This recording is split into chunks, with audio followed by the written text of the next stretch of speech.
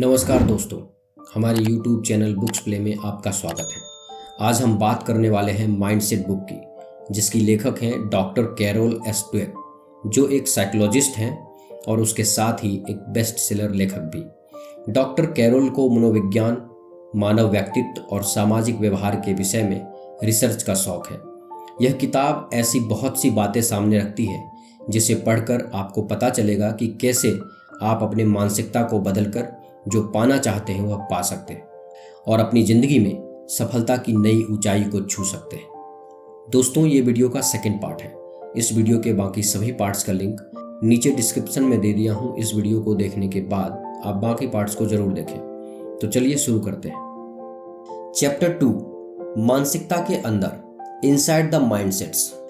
दोस्तों, जब आपका माइंडसेट फिक्स्ड होता है तब आप एफर्ट्स को एक बुरी चीज़ समझते हैं, क्योंकि आपकी सोच फ्लेक्सिबल नहीं होती है। तब आप ये मान लेते हैं कि या तो आप बहुत बुद्धिमान हैं या आप बिल्कुल भी बुद्धिमान नहीं हैं। लेकिन अगर आप एक ग्रोथ माइंडसेट वाले इंसान हैं तो आप समझते हैं कि एफर्ट्स करना ही आपको स्मार्ट बनाता है और उसमें आपका मकसद किसी को कुछ साबित करना नहीं होता है, बल्कि आपका गोल होता है कि खुद को लगातार इम्प्रूव करते रहना। सफलता का मतलब सीखने में है, ना कि लोगों के सामने अपने आप को साबित करने में।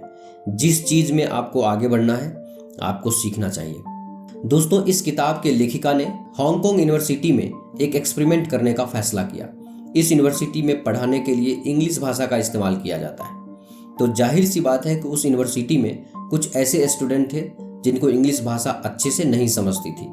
जब उन स्टूडेंट्स को एक सर्वे में पूछा गया कि उन्हें अगर कोई ऐसा कोर्स ऑफर किया जाए जो उनके लैंग्वेज के स्किल को पहले से ज़्यादा बेहतर करेगा, तो क्या वे उसे करना चाहेंगे? जिन छात्रों ने हाँ में जवाब दिया, उनका ग्रोथ माइंडसेट था। उनका ये मानना था कि आप कुछ सीखकर या खुद को बदलकर पहले से बहुत ज़्यादा स्मार्ट बन सकते हैं। दूसरी ओर, जिन छात्रों का फिक्स्ड माइंडसेट था, उनका उस कोर्स में बिल्कुल भी इंटरेस्ट और दिलचस्पी नहीं थी और उनका जवाब ना था। और उन स्टूडेंट का मानना था कि हर इंसान की बुद्धिमानी का एक लेवल होता है और इसे बदलने के लिए कुछ भी नहीं किया जा सकता। दोस्तों, जब ब्रेन वेव्स की बात आती है तब भी ग्रोथ माइंडसेट और फिक्स्ड माइंडसेट वाले लोगों में अलग अलग पैटर्न देखा गया है।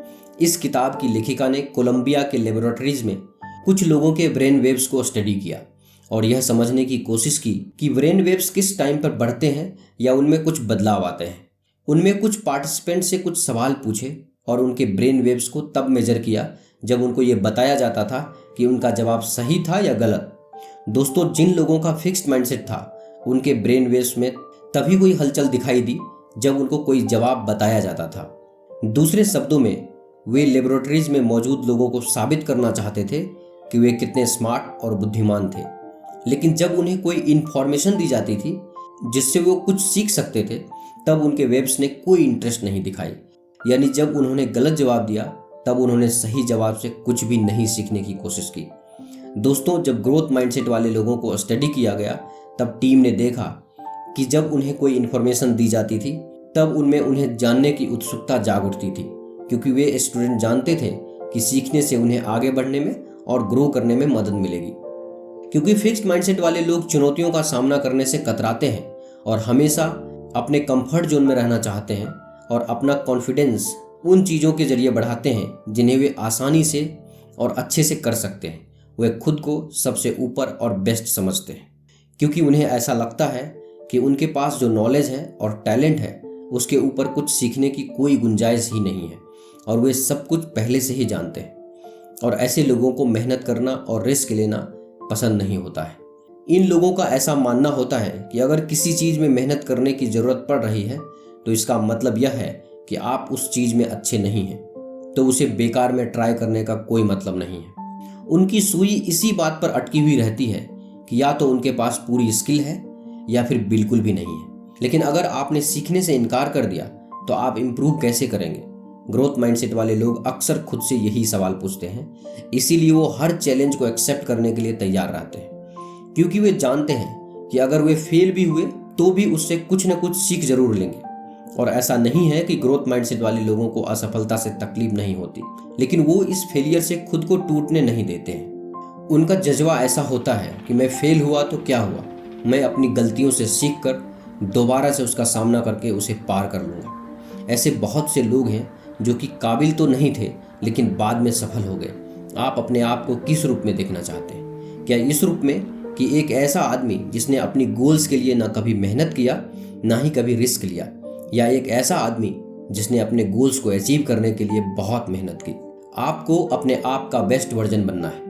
यह जरूरी नहीं कि आप किसी टॉप पोजीशन पर ही हों, लेकिन आप कल से बेहतर हों, यह जरूरी है। ध्यान रखें, लर्निंग इंपॉर्टेंट है और यही हमें खुशी देता है। इसीलिए लर्निंग पर ध्यान दो, न कि किसी पोजीशन या पोस्ट पर। चैप्टर 3, उपलब्धि और योग्यता के बारे में सच्चाई, the truth about ability and accomplishment. दोस्तों, थॉमस एल्वा एडिसन इतने महान क्यों थे? लोग सोचते हैं कि उन्होंने बल्ब का आविष्कार अकेले ही कर लिया, लेकिन यह सच नहीं है, क्योंकि उनके इस आविष्कार के पीछे उनके साथ काम करने वाले व्यक्तियों की टीम थी। और उन्हीं व्यक्तियों के साथ काम करते करते उन्होंने यह सीखा कि चैलेंज से हार नहीं मानना। वे हमेशा नई चैलेंजेस खोजते थे और एक छोटे बच्चे की तरह सीखने के लिए हमेशा उत्सुक रहते थे। सक्सेस और माइंडसेट के बीच एक संबंध है। क्यों कुछ लोग अपनी अपेक्षा से अधिक हासिल कर पाते हैं? क्योंकि फिक्स माइंडसेट के लोग हमेशा अपने आप को स्मार्ट दिखाने में लगे रहते हैं और हमेशा ऐसा शॉर्टकट ढूंढते हैं जिसमें उन्हें कम मेहनत पर अधिकतम सफलता प्राप्त हो। जबकि ग्रोथ माइंडसेट के लोग हमेशा लर्निंग पर फोकस करते हैं और अपने आप को इम्प्रेस करते हैं। इस सिचुएशन को वास्तविकता में समझते हैं, किसी को दिखावे के लिए नहीं। टैलेंट या जीनियस होना जन्मजात गुण नहीं है, यह सीखे जा सकते हैं। और यदि हम अपना एनवायरनमेंट और अपना माइंडसेट चेंज कर देते हैं तो यह हम सीख सकते हैं। दुनिया के हर माँ बाप अपने बच्चे को सफल होता हुआ देखना चाहते हैं। दुनिया में कोई भी माँ बाप ऐसे नहीं जो अपने बच्चे को ऊंचाइयों में जाने से रोके। माँ बाप अपना सारा जीवन, अपना सब कुछ उन्हें सफल बनाने में झोंक देते हैं, लेकिन बहुत से बच्चे उनके सिखाए गए तरीकों को और उनकी टीचिंग्स को गलत ढंग से सीख लेते हैं। आइए देखते हैं अभिभावक, अध्यापक का रोल किस तरह उन्हें सफलता और असफलता के बारे में समझाने में होता है। ज़्यादातर पेरेंट्स सोचते हैं कि बच्चे के हर काम में तारीफ करके उनके आत्मविश्वास को बढ़ा रहे हैं, लेकिन यहाँ पर पेरेंट्स को सावधानी बरतनी चाहिए। पेरेंट्स को बच्चों की कोशिशों की प्रशंसा करनी चाहिए, न कि उनकी काबिलियत की, और न ही उनकी उपलब्धियों पर प्रशंसा करनी चाहिए, क्योंकि ऐसा करने पर उनका माइंडसेट फिक्स्ड माइंडसेट की ओर बदल सकता है और वह अपनी छोटी छोटी उपलब्धियों की वजह से बड़ी सफलता में हार सकते हैं। क्योंकि उपलब्धियों पर की गई प्रशंसा उनके परिणाम को इफेक्ट कर सकती है। वे उनकी काबिलियत की तारीफ करके उनके मोटिवेशन को क्षति पहुंचाते हैं। इसकी जगह उन्हें भविष्य में और बेहतर होने के लिए और प्रयास करने के लिए प्रोत्साहित करना चाहिए। और यदि बच्चे असफल हो जाते हैं तो उन्हें असफलता का मतलब भी समझाना चाहिए कि असफलता उनके लिए एक चुनौती है और उन्हें अपनी क्षमता बढ़ानी है और सीखना है। तभी तुम इस असफलता को सफलता में परिवर्तित कर पाओगे। इसी तरह कोचेज और शिक्षकों को भी अपने कैंडिडेट्स को उनके मार्क्स और टैलेंट के आधार पर जज करके शिक्षा नहीं देना चाहिए, बल्कि उन्हें निष्पक्ष होकर सबको बराबर सिखाने का प्रयास करना चाहिए। उन्हें किसी प्रकार का लेबल नहीं लगा देना चाहिए कि यह बच्चा टैलेंटेड है और यह नहीं, क्योंकि टैलेंटेड व्यक्ति भी सफलता हासिल नहीं कर पाता और कम टैलेंटेड लोग भी सफलता हासिल कर चुके हैं। एक आदर्श शिक्षक या कोच को भी अपने स्टूडेंट की असफलता या सफलता के आधार पर न देखकर उन्हें चुनौतियों से लड़ने के लिए तैयार करना चाहिए, क्योंकि इंटेलिजेंस और टैलेंट यह कभी भी सीखा जा सकता है, बस सीखने वाले का माइंडसेट बदलने की आवश्यकता है। यदि कोई छात्र असफल होता है तो उसे एक और मौका मिलना चाहिए, क्योंकि हो सकता है कि आप उसे समझाने में असफल हो। यदि दोबारा कोशिश की जाए तो वह बहुत अच्छा कर सकता है।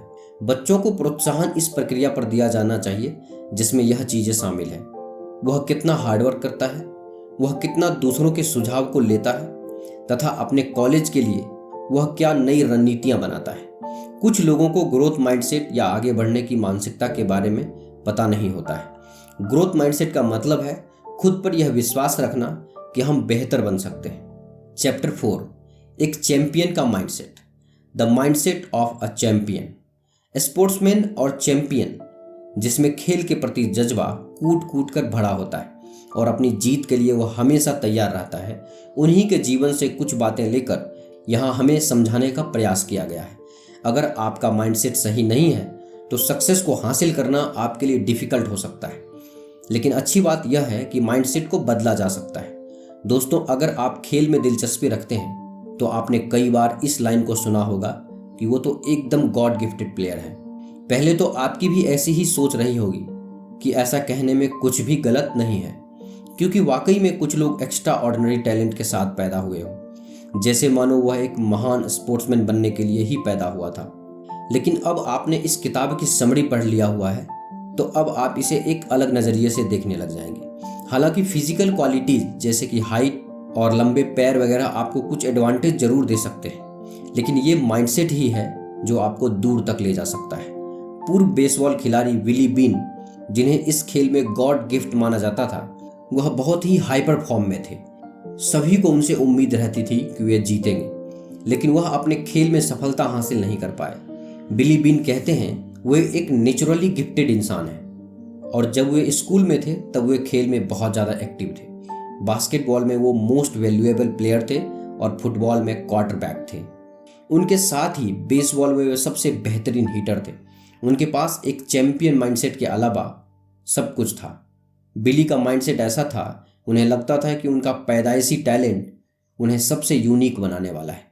जैसे जैसे वे बड़े होने लगे तो वो खुद पर से कंट्रोल खोने लगे। जब भी उनसे कोई गलती होती थी तब उन्हें बहुत गुस्सा आने लगता था और वे उस स्ट्रेस को सहन नहीं कर पाते थे, और फिर वे अपना गुस्सा दूसरे लोगों पर उतारते थे।